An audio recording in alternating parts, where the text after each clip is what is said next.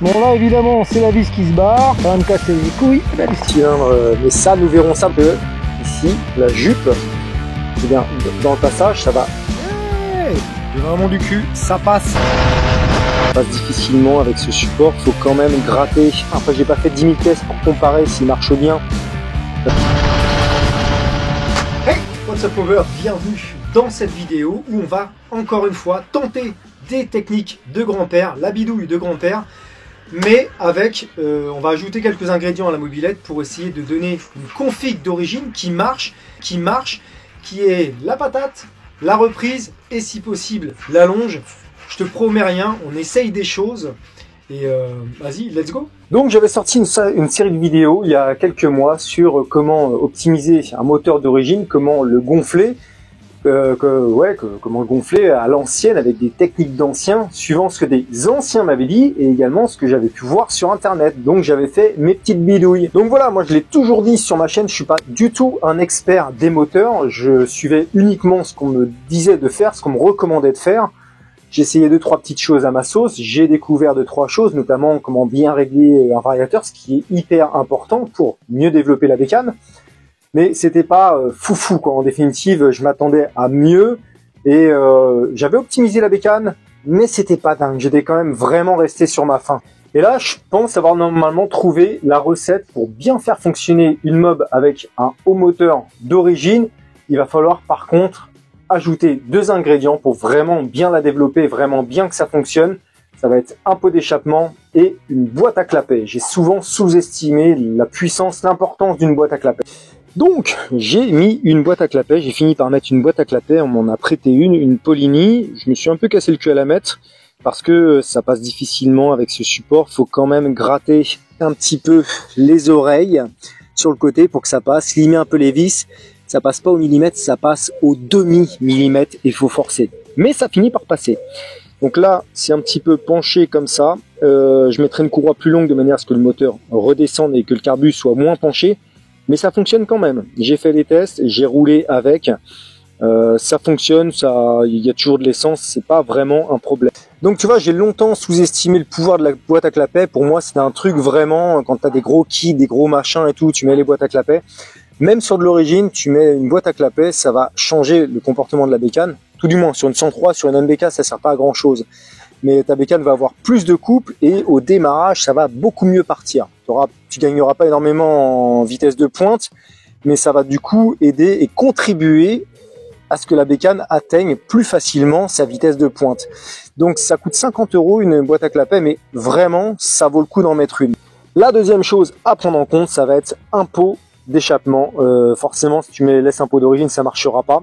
Là, j'ai pris le MVT S-Race. Il est pas trop cher. Ça fonctionne plutôt bien. Après, j'ai pas fait 10 000 tests pour comparer s'il marche bien avec d'autres pots, mais rapport qualité-prix, ça me semble tout à fait convenable. Donc, il faudra un pot, ça c'est certain. Pour le reste, bon, j'ai un allumage Moriyama, mais celui de Peugeot fera bien l'affaire. Je me suis fabriqué une patte de lanceur. Ça, c'est du plus. Pas obligé. Et enfin, ce qui est vraiment important, c'est d'alléger son variateur quand tu as ce type de ressort. Moi, j'ai mis 4 poids de 1,5 chacun. Et là, le variateur se comporte vraiment bien. C'est ce que j'ai trouvé de mieux. Donc, ce que j'avais fait dans les autres vidéos, dans la première vidéo, j'avais raboté le haut du cylindre de manière à pouvoir mettre une cale en dessous, rehausser le cylindre, pas perdre en compression, et que les lumières, les transferts soient visibles. Je te mets un petit extrait pour que tu comprennes. La lumière d'échappement, elle est quasiment complètement découverte. Après, en rehaussant le cylindre, elle sera complètement... Ok, bah tu vois, ça a été bien gratté, ça a commencé à attaquer ici. On va commencer comme ça, à la lime. Vas-y, je le fais, on verra ensuite. Donc hop, petit chiffon intérieur. Lime, tac tac tac, et après je t'amène. Celui-là il veut pas. Millimètre et demi pour rehausser tout ça. Tu vois à quel point c'est bridé le 50 cm3, comme quoi ça n'exploite pas tout à fait ce qui lui est donné quoi. Voilà, donc tous les transferts étaient visibles, ok, c'est super. Dans une autre vidéo, J'avais fait la même chose mais d'une autre manière, c'est-à-dire que je m'étais amusé à gratter cette fois-ci le piston. Donc on ne gratte pas le dessus du cylindre, on gratte le piston de manière à ce que les lumières soient plus découvertes. Je crois que j'avais gratté un petit peu la culasse de manière à les volumes morts là du coup qu'on perd pas trop en compression. Et pareil, ça marchait de manière similaire à quand j'avais raboté le dessus du cylindre. La technique est en quelque sorte, le but de ces techniques, c'est la même chose. C'est que l'on voit complètement les transferts. La dernière fois, malgré que j'ai rehaussé les diagrammes, on les voyait pas complètement, ils étaient encore cachés. Donc soit, encore une fois, rehausser le cylindre, peut-être faire un squish quand même pour se rendre compte en haut, on se rend compte qu'il y a une marge ici qu'il n'y avait pas avant. On l'a bien remonté d'1 millimètre pour complètement découvrir les transferts. Ça, l'inconvénient, c'est que ça risque de jouer sur au point mort bas mon piston. Et c'est ok. Hein. Donc, dans cette vidéo, pour moi, la manière la plus simple, la plus rapide d'optimiser ton moteur d'origine, plutôt que de raboter voilà, ton cylindre et tout, c'est casse-couilles, faut gratter le piston. C'est beaucoup plus simple à faire. Tu peux le faire avec une Dremel. Tu vas pouvoir... Tu verras du coup toutes tes lumières, tous tes transferts, ça on verra ça au moment où on remontera le cylindre piston. Mais il va falloir également gratter un petit peu le cylindre, la jupe du cylindre, de manière à ce que tout soit appairé, que les gaz ne soient pas obstrués.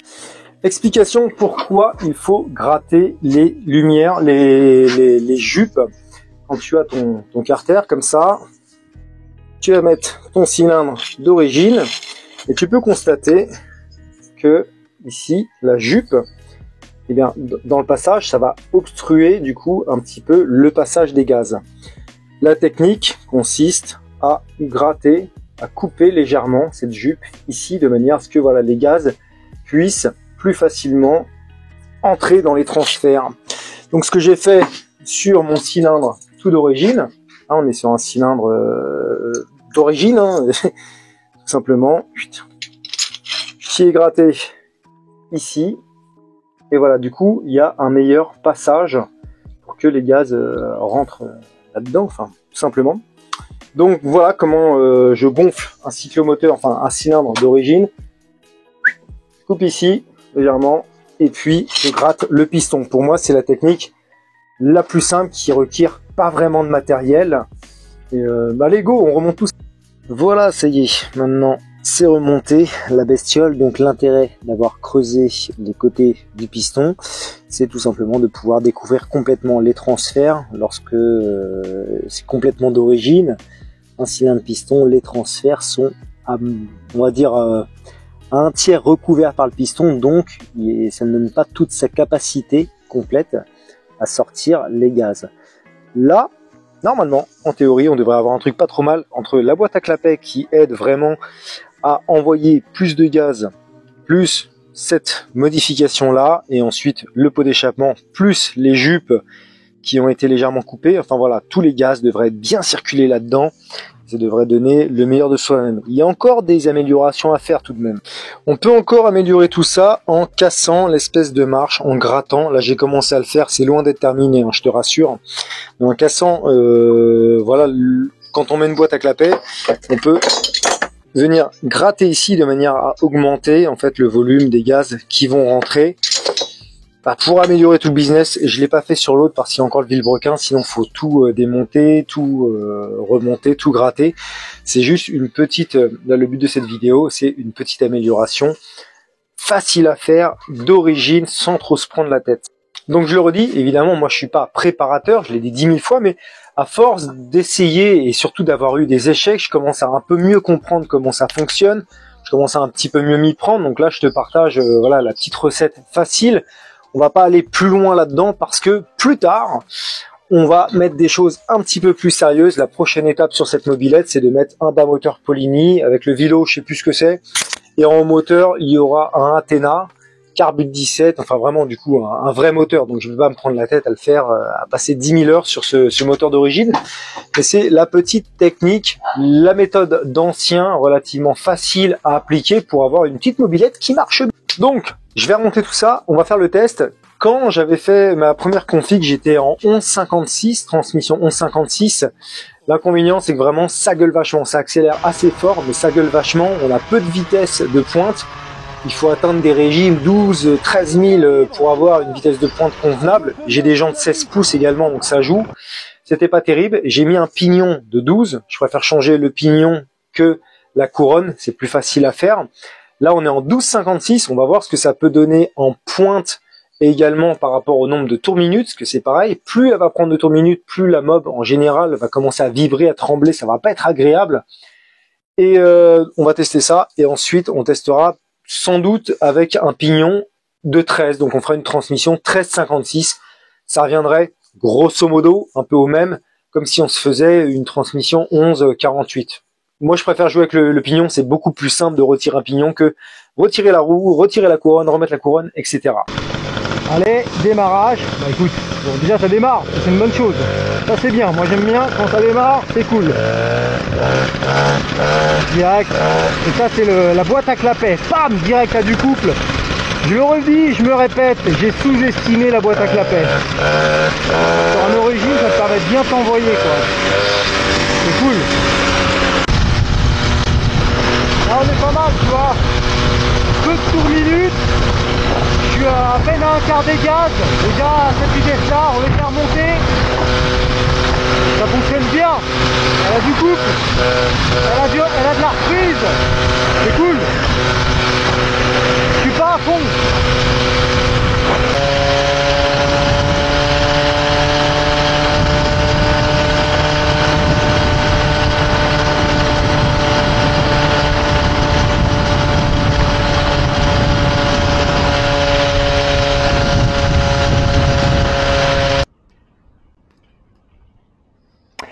Donc cette config, c'est pas un truc pour l'instant avec lequel tu vas taper des vitesses de dingue, mais l'avantage, c'est que vraiment, un petit peu à tous les régimes, surtout grâce à la boîte à clapet, la mob est réactive. En vitesse de pointe, c'est pas encore ça. Je vais régler ensuite mon carbu, parce que je crois qu'on est encore un petit peu trop gras. J'ai mis un gicleur de 75, c'est peut-être un petit peu trop, je le sens, des fois ça gratte. On va faire une prise de vitesse avec l'application Speed Chips et on va voir surtout l'accélération qu'elle a. C'est vraiment beaucoup mieux qu'avant, beaucoup mieux que quand j'avais mis un kit Ersal 50, mais sans avoir préparé la jupe, sans avoir mis la boîte à clapet, sans tout ça quoi.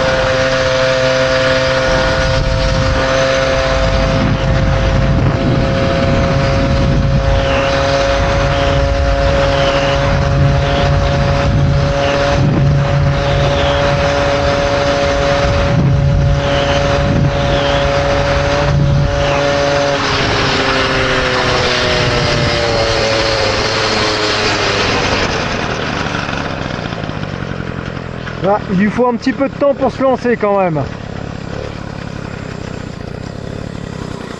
Pour atteindre la Vmax, il lui faut un petit peu de temps.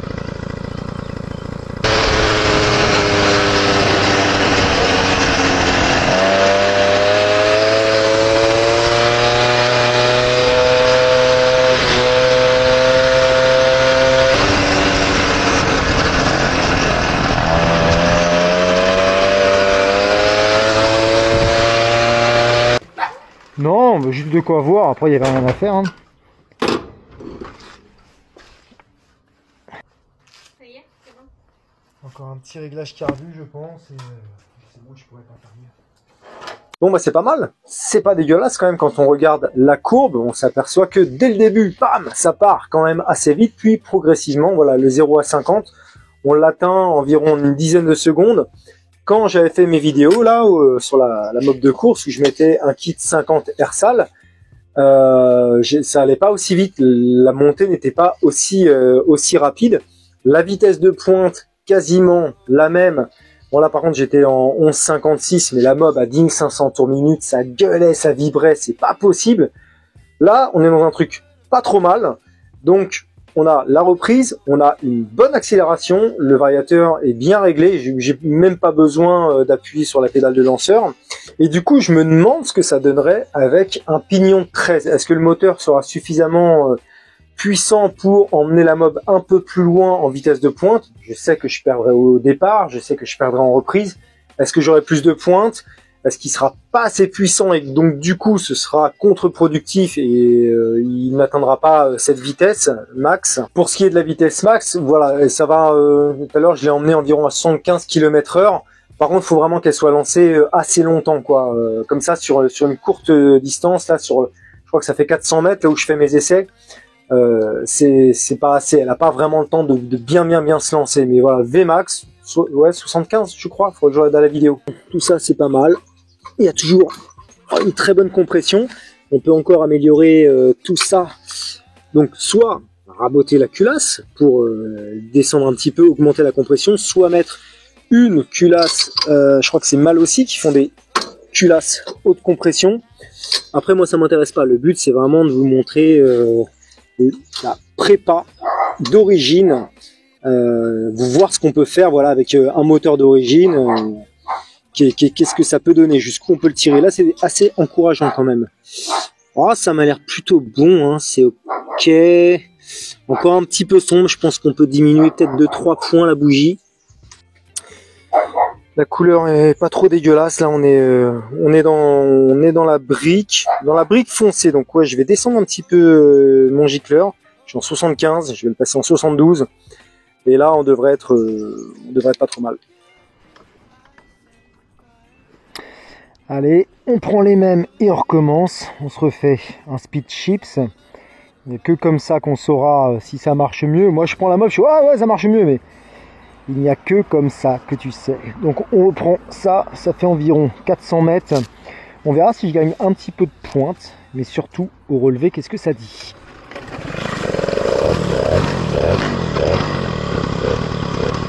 Parti.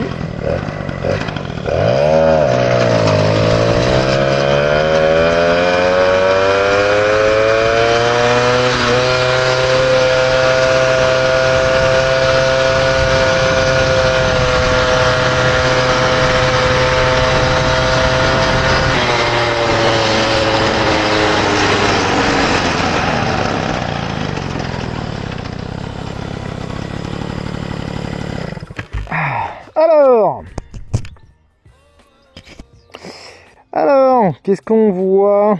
Alors, non. C'est bien, j'ai vu comment comparer les courbes. Alors, en vitesse de pointe, sur une petite distance comme ça, 400 mètres, c'est similaire. Tagadac. Ouais, test numéro 2. Donc, ouais, ça démarre un petit peu plus fort quand même. Hein. Ça, y a pas à chier. Ça démarre plus fort. Mais c'est relativement similaire. Le fait de changer le gicleur, ça joue quand même un peu. Là, par contre, pour la pointe, on peut pas se rendre compte. Je vais aller prendre une grande ligne droite, je vais voir si je dépasse, je sais plus, ouais.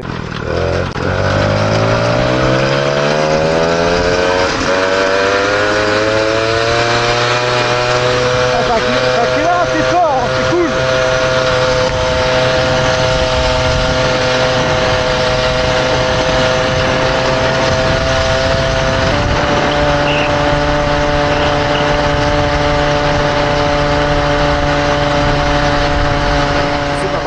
Le fait d'avoir diminué le gicleur, la mobilette se comporte un petit peu mieux. On voit sur les courbes qu'en démarrage, en reprise, c'est mieux. En allonge, c'est pas fou, hein.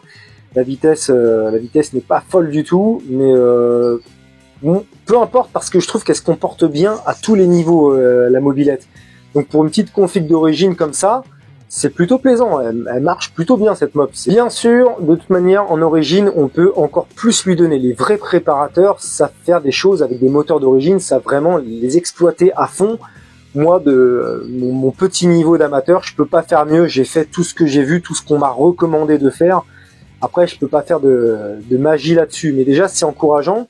Et c'est encourageant sur un autre point. On revient au petit moteur Airsal quand je l'avais monté, là, quand j'avais fait mes essais sur la mobilette blanche. J'en étais pas hyper satisfait. Je dis, ok, ça fonctionne, mais bon, c'est pas terrible. Ce petit kit T6 Airsal, c'est pas foufou. Et on se rend compte qu'il y a quand même plein de choses à faire quand tu achètes le kit. Mis à part gratter les carters pour appairer, pour aligner, faut quand même couper la jupe, faut quand même mettre une cale pour que le piston soit bien en phase des transferts, parce que il me semble que quand tu le pouilles comme ça d'origine, les transferts sont quand même un petit peu recouverts. Donc même avec un kit que tu achètes, tu as quand même un petit peu de travail à faire pour que tout soit optimisé au maximum. Et évidemment mettre une boîte à clapet.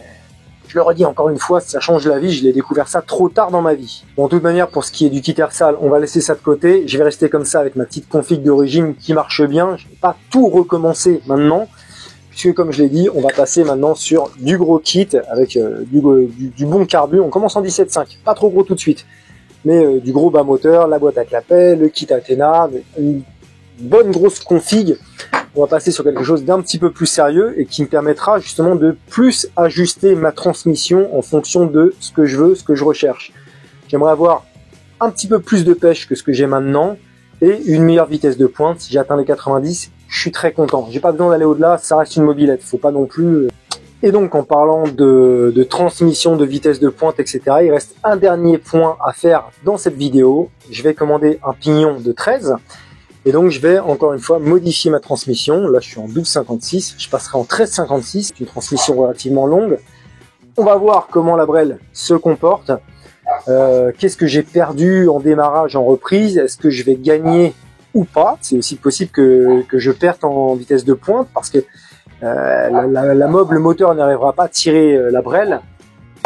Trêve de blabla, on essaie ça maintenant. Alors j'ai reçu mon pignon de 13. J'ai reçu également un petit cylindre, mais ça, nous verrons ça dans une autre vidéo. Donc, un pignon de 13, donc comme je disais en début de vidéo, tu changes le pignon ou la couronne, finalement, dans le rapport de transmission, suivant ce que tu recherches, ça va être à peu près la même chose. Quand tu regardes sur le tableau à côté, si tu cherches un 11,48, quand tu regardes sur le tableau, si tu fais un 13,56, ça revient à peu près au même. Donc pour moi, plus facile de changer le pignon. Ça coûte un peu moins cher, il me semble, et beaucoup plus facile d'installer un pignon plutôt que de changer la couronne. Donc il faut enlever la roue, les freins, enlever la couronne, mettre la nouvelle couronne, remettre la roue, rajouter des maillons à la chaîne, parce que forcément tu mets une chaîne ou en enlever si tu as augmenté ou diminué. Chiant. Alors qu'en pignon, en général, t'as même pas besoin de toucher à la chaîne. Là, peut-être que je vais y avoir besoin. Je sais pas si j'ai assez de mou sur la chaîne. Je sais que quand je suis passé du pignon de 11 au pignon de 12, j'ai pas eu besoin de toucher à la chaîne. L'opération s'est faite en 3 minutes. Yeah! J'ai vraiment du cul. Ça passe. Là, du coup, on est vraiment en bout de bout. Ça pouvait pas aller plus loin. Et juste ça de mou. Pile poil, je te dis, mieux vaut changer le pignon que la couronne. Bon alors, ce pignon de 13 dents, qu'est-ce qu'il raconte? Voilà, je faisais le malin à le monter le pignon, mais en fait là au moment de partir, voilà, c'est comme ça. Forcément, un câble qui avait bougé, alors que j'y ai pas touché. Classique. Par contre, effet boule de neige. J'ai mis le pignon, donc du coup la roue est avancée, donc du coup maintenant quand je freine, ça vient taper là, donc j'ai plus de frein arrière. C'est la mob, il n'y a jamais rien qui se passe bien. Donc je disais avant de me faire surprendre par cette mobilette folle que le pignon de 13, je l'ai monté comme ça, super, j'étais content devant la caméra. Là à l'instant je prends la Brel et le pignon saute, enfin t'as une espèce de bride qui tient sur le plateau. Ah putain c'est quoi ce bordel, je démonte tout. Et voilà, pignon adaptable que j'ai dû finir d'adapter à la meuleuse parce que ça va pas du tout, il n'y avait pas d'accroche. Ça je le répète tout le temps sur Insta ou sur YouTube, mais c'est chiant quoi. La pièce adaptable adaptée, la pièce à 3 minutes, elle se prend déjà un coup de meuleuse. C'est chiant putain, je passe ma vie à faire ça. Bon écoute là comme ça va, ça accélère correct, un petit peu moins violent qu'avant forcément. Une belle monté en régime quand même. Donc pas mal, pas mal. Pas mal. Bon là évidemment c'est la vis qui se barre, ça va me casser les couilles. Et ben, décidément c'est pas mon jour. Jour de malchance pour faire le test. C'est parti, je fais mon petit speed chips. Démarrer l'enregistrement. Clac. Allez. Tac.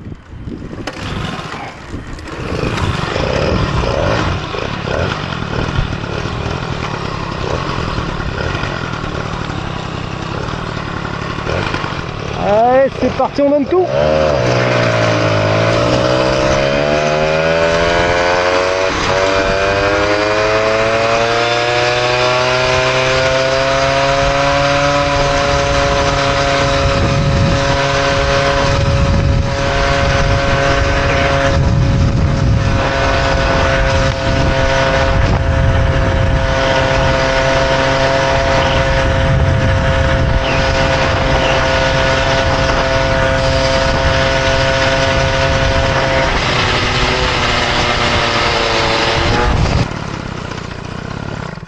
Ok, il met beaucoup plus de temps à s'ouvrir le variateur, ce qui est plutôt normal.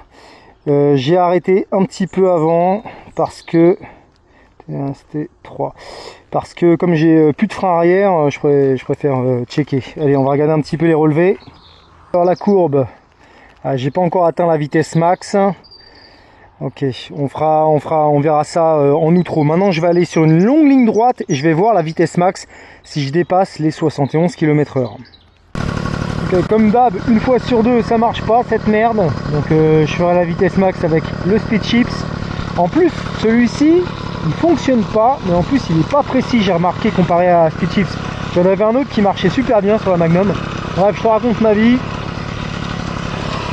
Et bah allez, VMAX.